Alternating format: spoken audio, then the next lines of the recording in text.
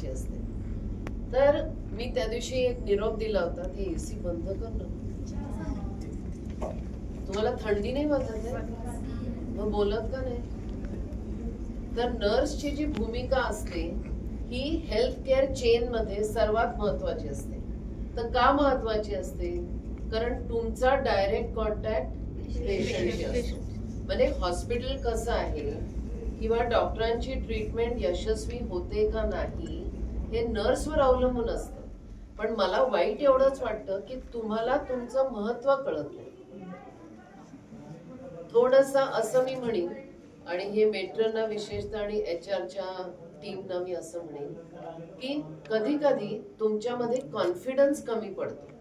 म्हणजे आपल्याकडे माझ्या बरोबरीने बरेच वर्ष जरी काम केलेलं असलं तरी तो बोलण्यामध्ये एक कॉन्फिडन्स यायला पाहिजे. म्हणजे डॉक्टर जेव्हा नर्सशी बोलते तेव्हा नर्सनी तिला डॉक्टरला कॉन्फिडन्स दिला पाहिजे की doctor don't worry, everything is okay.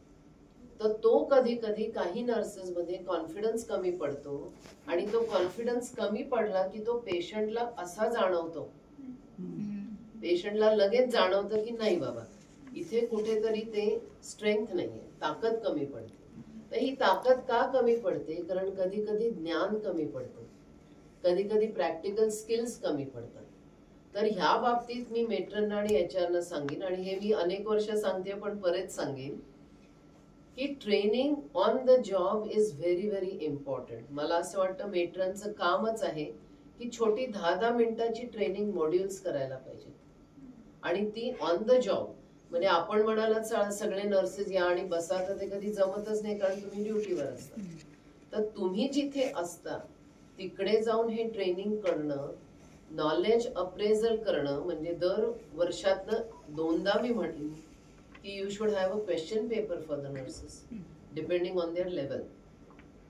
काही दिवसांपूर्वी मी नर्सिंग इन चार्जची मीटिंग घेतली होती. मला वाटतं ह्या नव्हत्या, मोनिका होती मला वाटतं का नव्हती, ह्या होत्या. तर तेव्हा ती कळकळून विनंती होती की प्लीज नर्सिंग मध्ये हे बदल करा, कारण मला पेशंट डायरेक्ट फीडबॅकच देतात. तर काही नर्सेसची जी उत्तरं असतात ती फारच त्रासदायक असतात. म्हणजे पेशंटनी इंजेक्शन बद्दल म्हटलं तर त्यांचं ज्ञान कमी पडतं. कधीतरी कुठल्या तरी पेशंटला रात्री IV फ्लुइड्स न देणं आणि सांगायचं की आम्ही रात्री फ्लुइड्सच देत नाहीत. तर मला अशी विनंती आहे तुम्हाला की सगळं ज्ञान सगळ्यांना नसतं, इट्स ओके. पण जे माहीत नसतं ते फक्त विशेषतः ज्युनियर नर्सनी उगीच उत्तरं देऊ नयेत, कारण त्यांनी आपलं रेप्युटेशन फार डॅमेज होते. त्यांनी म्हणावं मला माहिती नाही पण मी विचारून सांगते. तर हा एक, माहिती नसलं तर कोण तुम्हाला दोष देणार नाही, पण जर असं चुकीचा सल्ला दिला आणि तो नंतर त्यांच्या लक्षात आला तर मग त्याला माफी नसते. So like I said, nursing is extremely important. तुम्ही मराठी चांगल्या बोललात, छान बोललात, अजून बोलत राहा. म्हणजे मराठी आपली मेन भाषा होती, प्रथम भाषा मराठी आहे आणि that is important for communication.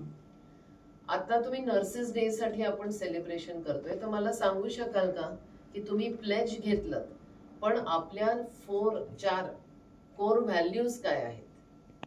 कोणी सांगू शकेल? तुम्ही नाही. तुम्हाला कधी जेव्हा तुम्ही जॉईन झालात तेव्हा इंडक्शन म्हणून प्रकार केला होता का कधी? किती लोकांनी इंडक्शन अटेंड केलंय की जॉईन झाल्यापासून? एक मिनिट मला बघू देत ना, किती जणांनी अटेंड केलंय? मग मला कोर व्हॅल्यूज सांगा, आपल्या 4 कोर व्हॅल्यूज काय आहेत. आणि जर हे कमी पडलं तुमच्या सांगण्यात तर HR मला उत्तर द्यावं की काय हे कमी पडतंय. कोणाला एकाला तरी माहितीये? सांग ना, माहिती असले तर. चूक झाली तर चूक झाली. सेवाभाव, सद्भावना, सहयोग आणि सहकार. या प्रत्येक शब्दाचा मराठी इथे कोणाला येत नाही असं आहे? सगळ्यांनाच येतं. तर सद्भावना म्हणजे काय? Good feelings. म्हणजे पेशंटशी जेव्हा बोलता तुम्ही, आता समजा मी तुमच्याशी बोलते किंवा तुम्ही कोणाशी बोलत असाल वेगळ्या माणसांशी, तर तुम्हाला न बोलता एक भावना निर्माण होते. म्हणजे कधी कधी आपल्याला म्हणतो ना, त्याला मी आवडतच नाही, तिला मी आवडतच नाही, ती अशीच बोलते. तर हे कुठून निर्माण होतं? की ह्या तुमच्या हृदयामध्ये भावना निर्माण होतात. आता मी जेव्हा तुमच्याशी बोलते तेव्हा तुम्ही मला सांगू शकाल, तुझ्या मनात काय भावना निर्माण झाली? नाही तर नाही सर, काही प्रॉब्लेम नाही. व्यवस्थित म्हणजे सगळ्यांसोबत बोललं पाहिजे. मी आता तुमच्याशी बोलतेय, तर तुझ्या मनात माझ्या व्यतिरिक्त माझ्याबद्दल कुठली भावना निर्माण झाली? काय भावना निर्माण झाली? पॉझिटिव्ह. पॉझिटिव्ह झाली. तुमच्या कोणाच्या दुसऱ्या मनात नेगेटिव्ह काही आलं का? कारण माझ्या मनातच नेगेटिव्ह काही नाहीये. तर हे तुम्ही लक्षात ठेवा की सद्भावना म्हणजे पेशंटला कधीही वाटलं पाहिजे की अरे ह्या चांगल्या आहेत, आय फील गुड. पेशंटला वाटलं पाहिजे की किती पॉझिटिव्ह आहे. त्याच्यासाठी हसतमुख राहणं फार गरजेचं आहे. हसतमुख राहणं आणि हसणं ह्याच्यात फरक माहिती आहे, मोठा फरक आहे. तर the more smiling you are, the patient has better positive feelings, अर्थात सद्भावना. सेवाभाव म्हणजे काय? सेवाभाव म्हणजे कोणी सांगू शकेल? केअरिंग. सेवाभाव म्हणजे सर्व्हिस विथ कंपॅशन. कंपॅशन म्हणजे आतून आलेले positive feelings for anybody. Compassion म्हणजे तुम्हाला समजताय त्यांच्या भावना काय, तर सर्व्हिस विथ कंपॅशन. तर सेवाभाव हा शब्द जेव्हा मी कधीही उच्चारते तेव्हा मला एक चित्र डोळ्यासमोर येतं. ते म्हणजे पूर्वीचे किंवा अजूनही असतील पण मिशन हॉस्पिटल्स. मिशन हॉस्पिटल्स म्हणजे माहिती आहे का काय? मिशन हॉस्पिटल्स म्हणजे काय? मिशनरीजनी चालवलं. मिशनरीज कोण असतात? सिस्टर असतात, नॉट नेसेसरीली. पण मिशनरीज म्हणजे दुसऱ्या देशातून येऊन त्यांनी. अरे नाही नाही नाही नाही. मिशनरीज म्हणजे ज्या व्यक्ती डेडिकेट परमात्म्याच्या सेवेत. हा, आता काय म्हणायचं, ख्रिश्चन लोकांमध्ये जीसस, हिंदू लोकांमध्ये परमात्मा म्हणा. पण जी सेवा is like Wien you serve a patient you serve God. हे जेव्हा तुमच्या मनात भावना असते ती सेवा भाव सर्वात उत्तम असते. कारण तेव्हा तुमच्याकडनं चूक घडूच शकत नाही. की मिशनरी ज्या म्हणतो, किंवा आता ब्रह्मकुमारी म्हणून संस्था आहे, त्यांचं हॉस्पिटल आहे, ग्लोबल हॉस्पिटल, त्यांची सेवाच वेगळी असते. कारण ते सेवा ना नोकरी म्हणून करतात. Of course everything has to have a money attach to it. आपण नाही म्हणत फुकट करा, पण मिशनरीज फुकट करतात. त्यामुळे त्याच्यात जिथे तोलमोल होतो पैशाचा तिथे सेवा कधी परफेक्ट असूच शकत नाही. पण आपण त्याच्याकडे वळू शकतो. म्हणजे ऑब्व्हियसली आपलं हे काही मिशन हॉस्पिटल नाहीये, पण हे लक्षात ठेवा, सेवा भाव म्हणजे काय? It is the top most service. म्हणून मी जे तुम्हाला म्हटलं टाळ्या वाजवा किंवा एकमेकांना शाबासकी द्या, कारण तुम्ही जी सेवा करता ही उत्तम, उच्च, सर्वात उच्च सेवा आहे. तर हे नेहमी लक्षात ठेवा. सेवाभाव म्हटलं सद्भावना. पुढचं आपण काय म्हटलं? सहकार्य. सहकार्य म्हणजे काय? टीम वर्क म्हणा. आणि सहयोग आणि सहकार्य हे दोन शब्द आपण जेव्हा वापरतो तर इट इज टीम वर्क, आणि इंग्रजी शब्द त्याला कोलॅबोरेशन. कोलॅबोरेशन म्हणजे एकमेकांबरोबर, किंवा टीम्स वेगळ्या असतील पण एकमेकांबरोबर काम करणं, ह्याला सेवाभाव, सद्भावना, सहकार्य आणि सहयोग. तर हे नेहमी लक्षात ठेवा. आता मला थोडं खटकलं की परवाच इंडक्शन कोणीतरी HR ने केलं होतं, पण तरी मी हा प्रश्न विचारला तर त्याला उत्तर नव्हतं.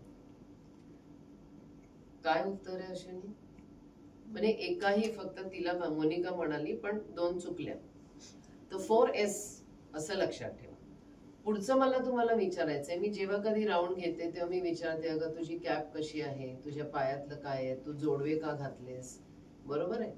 तर नर्सिंग म्हणजे आपण त्याच्या पुढे एक शब्दच वापरतो, नर्सिंग युनिफॉर्म. मग का बरं नर्सेसना युनिफॉर्म असतो? का तुम्ही जेव्हा युनिफॉर्म का घालावा नर्सने? जीन्स का नाही घालून यावे? कारण तुमच्या प्रोफेशनला तो तुम्ही मान द्यायला लागतो. तुम्हाला कळतंय मी काय म्हणते?